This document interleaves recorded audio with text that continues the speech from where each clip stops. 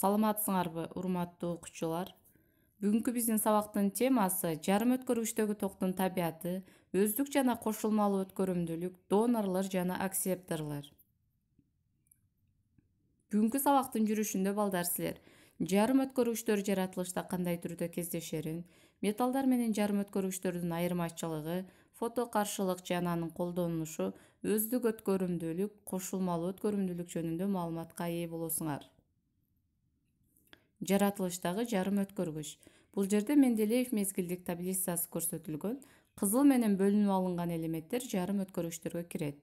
Мисалы, көмүртек, бор, кремний, германий, йод, сурма, калай жана башка химиялык элементтерди биз жарым өткөргүчтөргө киргизебиз.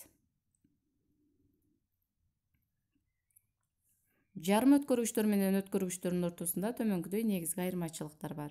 Металлдар булар өткөргүчтөр. Демек металлдар менен жарым өткөргүчтөрдү биз салыштырып көрөлү. Металлдардын 1 сантиметр куб көлөмүндө 10^23 даражасы сандагы эркин электрондор болот. Ал эми жарым өткөргүчтөрдүн 1 сантиметр куб көлөмүндө 10^13 даражасы сандагы эркин электрондор болот.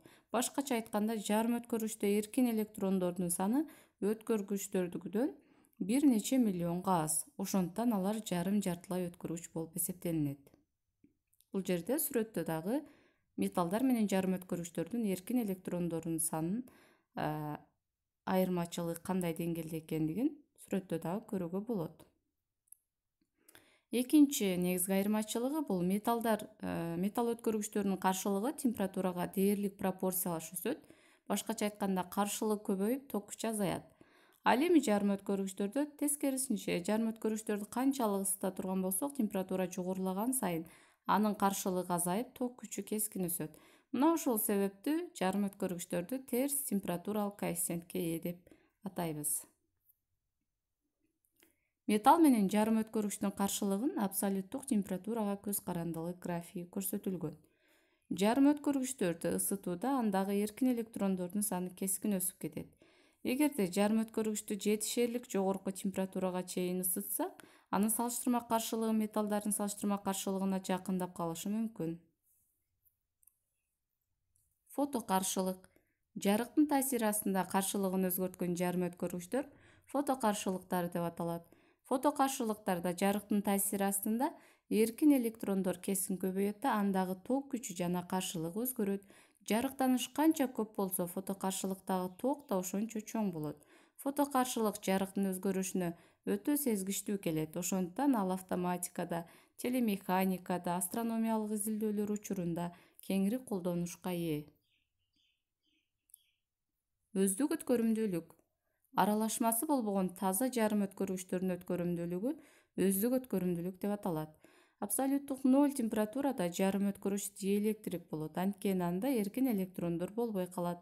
Ысытуудан аларды өзүнүн оң иондору менен болгон байланышын бузуп, эркин болуп калган электрондор көбөйөт. Бул электрондор металлдардагы эркин электрондор сыяктуу кристалдык торчо боюнча эркин которула алат. Ал эми иондошкон атомдор мейкиндик кристалдык торчонун түйүндөрүндө бекем-бекигендиктен башка жакка кете алышпайт. Иондошкон атомдордо кетип калган электрондордун ордуна бош орундар пайда болот. Мына ушул бош орундарды биз көңдөйчө же көзөнөкчөлөр деп атап коебуз. Бул сүрөттө да көрсөтүлүп турат, балдар. Бош орундар булар көзөнөкчөлөр, ал эми кызыл менен белгилеп алган бөлүкчөлөр булар эркин электрондор. Эгерде бир көңдөйчөгө коңшу атомдун электрону келип, аны ээлеп алса, ал жер бош болбой калат, бирок коңшу атомдо жаңы көңдөйчө пайда болот. Ушундай кыймыл көңдөйчөлөрдө жылып жаткан сыяктуу сезимди пайда кылат. Сүрөттөн байкоого болот. Электр талаасы жок кезде мындай эркин электрондор менен көңдөйчөлөрдүн кыймылы ирессиз башаламан боло берет. Эгерде жарым өткөргүчтөгү ток булагына туташтыра турган болсок, электр талаасынын таасири астында эркин электрондор талаанын чыңалыш сызыгына каршы, ал эми көңдөйчөлөр оң заряддалган бөлүкчөлөр сыяктуу электронго карама-каршы багытка иреттүү кыймылга келет. Демек, заряддалган бөлүкчөлөрдүн иреттүү кыймылы бул электр тогу. Электр талаасынын таасири астында эркин электрондордун бир багыттагы, ал эми көңдөйчөлөрдүн карама каршы багыттагы иреттүү кыймылынан жарым өткөргүчтөрдө электр тогу пайда болот. Демек, жарым өткөргүчтөрдүн өткөрүмдүүлүгү бул электрондук жана көңдөйчөлүү болуп эсептелинет. Кошулмалуу өткөрүмдүүлүк. Таза эмес кошулмалары бар жарым өткөргүчтөрдүн өткөрүмдүүлүгүн аралашмалуу же кошулмалуу өткөрүмдүүлүк деп атайбыз.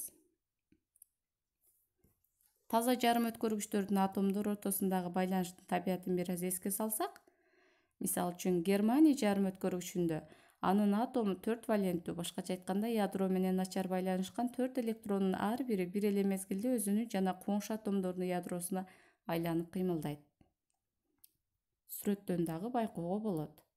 Ошондуктан ар бир байланышка бир мезгилде 2 электрон катышат. Ал эми электрондор түрдүү атомдорго тиешелүү. Атомдордун ортосундагы буга окшош байланыш кош электрондук же коваленттик байланыш деп аталат.